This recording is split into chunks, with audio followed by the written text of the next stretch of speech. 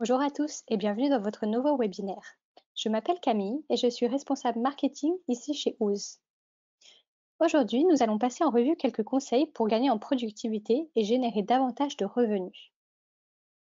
Une petite précision avant de commencer, ce webinaire est préenregistré. Vous pouvez donc le suivre à tout moment et y revenir à votre guise. Si vous avez des questions, n'hésitez pas à nous écrire sur contactfr@ooze.com et nous y répondrons dans les meilleurs délais.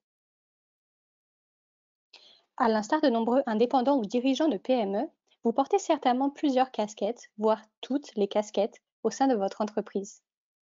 Vous devez donc sans cesse jongler entre votre métier à proprement parler, l'administratif, la comptabilité et tout le reste. Si un tel suivi quotidien est indispensable à la pérennisation de votre activité, il consomme du temps et de l'énergie que vous pourriez utiliser pour d'autres projets, des projets plus rémunérateurs. Nous vous prodiguerons donc aujourd'hui quelques conseils pour penser autrement et stimuler votre productivité. Vous pourrez ainsi davantage vous concentrer sur les missions qui vous stimulent le plus ou qui vous rapportent le plus de chiffre d'affaires. Nous verrons donc tout d'abord comment optimiser votre temps dans le cadre d'une relation client. Ensuite, nous vous parlerons des solutions pour vous faciliter le quotidien. Et enfin, nous vous apprendrons à calculer la valeur de votre temps. Dans cette première partie, voyons comment gagner en efficacité lors des échanges avec vos clients. Pour déterminer si une demande se rapproche ou non du type de projet que vous souhaitez suivre, passez-la en revue avec une méthodologie que vous auriez préalablement définie.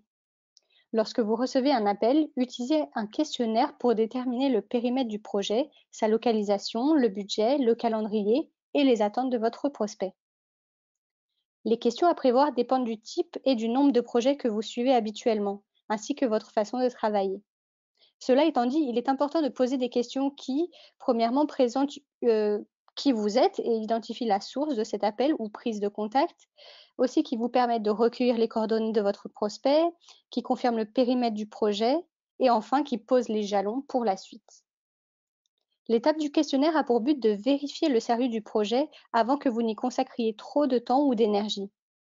Donc réaliser ce premier passage en revue par téléphone vous évite un déplacement pour un échange auquel vous n'auriez peut-être pas envie de donner suite. Nous avons établi une feuille de route pour vous aider à définir votre client idéal. Le lien de téléchargement se trouve dans la description de la vidéo que vous avez reçue pour ce webinaire. Tim Cleary de chez Charles Ross Home est ainsi en mesure de dire ce qui fonctionne pour eux ou ne fonctionne pas. Personne ne perd de temps pour des projets qui ne conviennent pas à l'entreprise. Nous savons que refuser une mission, toujours avec tact, peut être stressant. Cela peut cependant s'avérer un vrai gain de temps à moyen terme et vous dégager des créneaux pour miser sur vos compétences clés. De nombreux professionnels créent des dossiers d'idées avec leurs clients afin de les encourager à sauvegarder des photos lors de leurs recherches. C'est en effet un bon moyen d'être rapidement sur la même longueur d'onde qu'eux. Lorsque vos clients vous fournissent des visuels qui leur plaisent, vous pouvez discerner plus clairement vers quoi ils souhaitent se tendre, même s'ils ne parviennent pas à verbaliser le style ou le rendu exact qu'ils espèrent. Les dossiers peuvent être utilisés à distance et surtout à tout moment selon les convenances de chacun. Donc plus besoin de s'y consacrer à une heure précise en la présence de tout le monde. Cela signifie en outre moins d'allers-retours et plus de temps pour votre secteur, pour votre cœur de métier. Chez Macadam's Remodeling et Design, les dossiers d'idées sont devenus un réflexe et une vraie étape dans le processus de travail avec un client. Et à la clé, évidemment, un gain de temps. Sans dossier d'idées, les clients peineraient à nous expliquer ce dont ils ont envie. Nous esquisserions des projets qui seraient modifiés en fonction des retours reçus. Cela pourrait prendre des semaines. Aujourd'hui, grâce au dossier d'idées, les clients peuvent nous montrer plus précisément ce qu'ils aiment et nous parvenons à cerner leur goût bien plus facilement. Autre outil très utile pour vos échanges clients, la planche ambiance, comme vous le voyez à l'écran. Simple et facile à utiliser, elle vous permet de partager des idées en ligne pour faire participer vos clients. Donc rien de mieux pour qu'ils se sentent impliqués lors de leur projet. Mettre en place des réflexes et outils de communication peut vous aider à décrocher des contrats et favorise les échanges avec vos clients, vos fournisseurs ou vos pairs. Pour gagner du temps, créez des modèles de courrier d'email plutôt que de réécrire à zéro à chaque fois. Conservez-les dans un même dossier sur votre ordinateur ou même dans vos brouillons dans votre boîte mail par exemple. Voici des cas pour lesquels vous pouvez adopter ces modèles standardisés, comme par exemple en réponse à une première prise de contact, pour fournir des explications sur la création d'un dossier d'idées et la marche à suivre, pour relancer un client qui n'a pas répondu à votre premier email, pour envoyer un contrat à signer, pour faire le point sur les étapes avec vos clients, pour aussi demander le versement d'un acompte ou d'un paiement d'une facture, pour faire une demande d'avis d'un client actuel ou même d'un client passé, ou enfin pour organiser une séance photo. En répondant à une nouvelle demande dans l'heure, vous multipliez par 7 vos chances d'avoir un échange productif avec le décisionnaire. Cela permet de savoir au client que vous avez bien reçu son message tout en vous laissant le temps de terminer ce que vous étiez en train de faire. Une autre professionnelle sur Ooze nous témoigne: lorsqu'un client potentiel remplit le formulaire de demande de renseignements sur notre site, nous envoyons une réponse automatique en lui assurant que nous reviendrons vers lui sous 48 heures, afin de tenir compte des week-ends et des moments où nous sommes en déplacement. 75% de nos nouveaux clients nous arrivent par ce biais. Donc cela explique bien le fait qu'il faut répondre le plus rapidement possible à une demande de projet. Cela nous amène donc à notre deuxième partie: comment vous faciliter le quotidien. Voyons tout d'abord comment le fait de déléguer peut vous soulager d'une importante charge de travail. Si vous n'êtes pas tout à fait prêt à embaucher un salarié, vous pouvez faire appel à un autre professionnel pour gérer ce qui n'est pas votre cœur de métier. C'est un bon moyen de vous dégager du temps pour vous consacrer à votre domaine d'expertise. Vous pouvez sous-traiter entièrement certains de vos pans d'activité. Selon le service ou le fournisseur, les tarifs peuvent être abordables et le temps gagné est ainsi très utile. Donc, quelques exemples de tâches que vous pouvez déléguer, par exemple, comme vous le voyez à l'écran, la comptabilité, publicité, médias, réseaux sociaux, planification de rendez-vous, dessin préparatoire, rendu 3D, répondre au téléphone, recherche de photos, etc., etc. Grâce à House Pro et à ses nouvelles fonctionnalités et ses outils très simples à utiliser, vous pouvez effectuer la plupart de vos activités en une seule et même plateforme. Donc, que ce soit, comme je l'ai dit avant, publicité, conception, mise à jour de votre site web, etc. Ou comment faciliter le quotidien et gagner du temps grâce à une seule et même solution. Pour en savoir plus, n'hésitez pas à nous contacter par email sur contactfr@ouz.com et nous vous donnerons plus d'informations.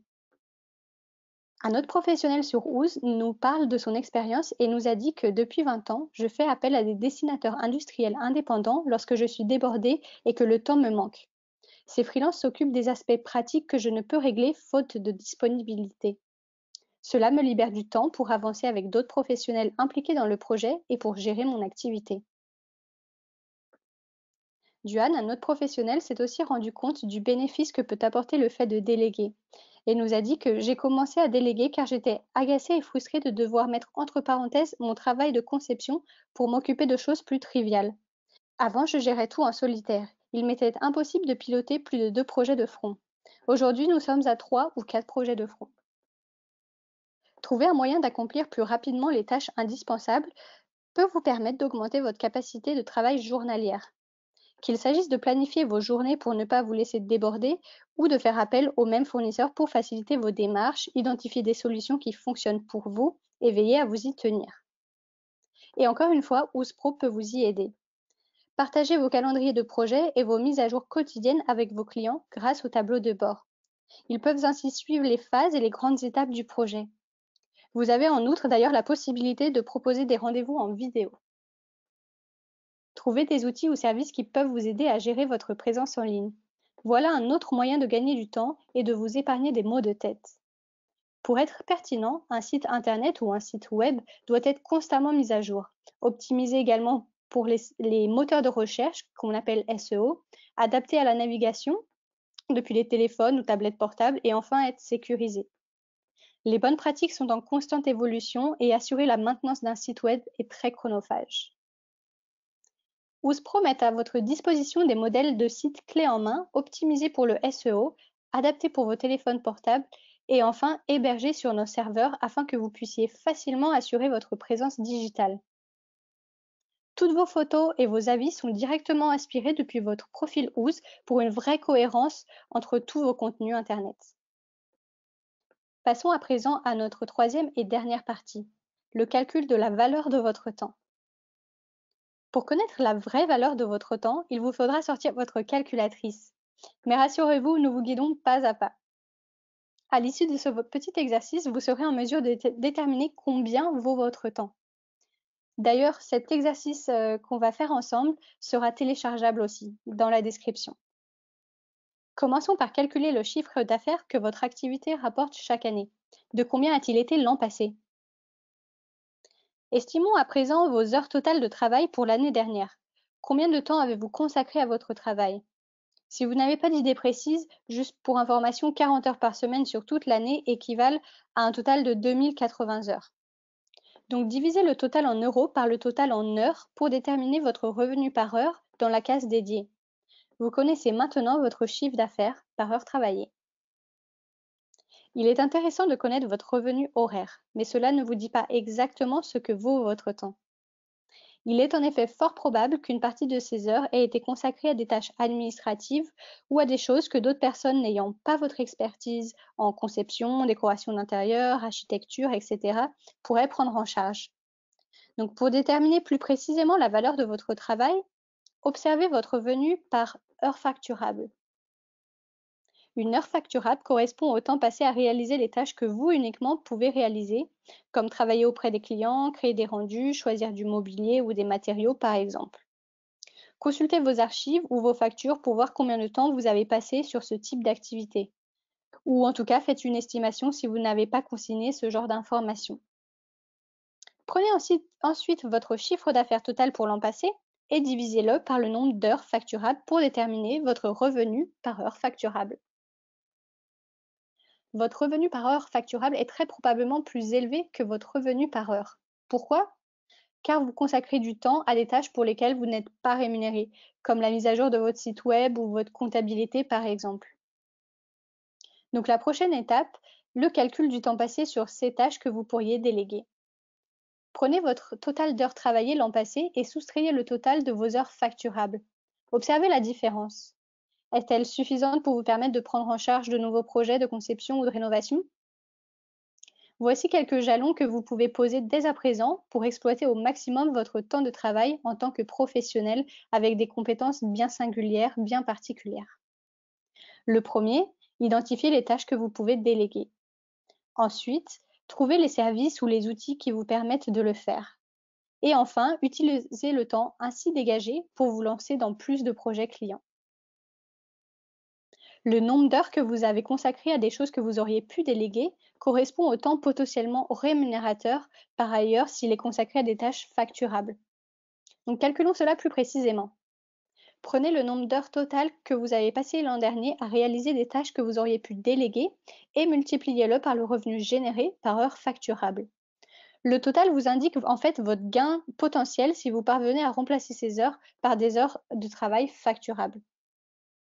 En fonction de votre taux horaire et du nombre d'heures que vous pourriez sous-traiter, cette somme peut être plus ou moins substantielle. Vous voilà, quoi qu'il en soit, mieux armé pour envisager les différentes possibilités qui s'offrent à vous. Donc, comme je l'ai dit au tout début, pour vous aider à réaliser ces calculs, nous avons créé une feuille de calcul que vous pourrez télécharger. Si déléguer certaines tâches peut vous libérer du temps, il s'agit ici d'un simple exercice pour vous aider à visualiser un champ de possibilités.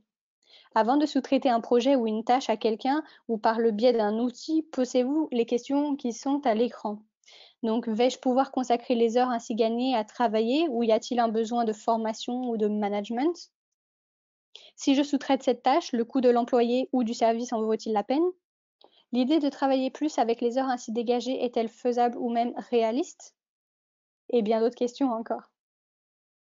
Si vous souhaitez en savoir plus, n'hésitez pas à nous écrire encore une fois à l'adresse indiquée à l'écran, donc contactfr@ouz.com, et nous vous mettrons en contact avec un membre de notre équipe. Nous serions également très heureux de recueillir vos avis sur le sujet et la présentation de ce webinaire, donc n'hésitez pas à nous dire s'il vous a été utile et pertinent pour votre activité. Si vous avez aussi des idées de thématiques, n'hésitez pas à nous écrire cette fois-ci à l'adresse int-marketing@ouz.com. Et voilà, c'est tout pour aujourd'hui. Merci à tous d'avoir été des nôtres et à bientôt pour un nouveau webinaire.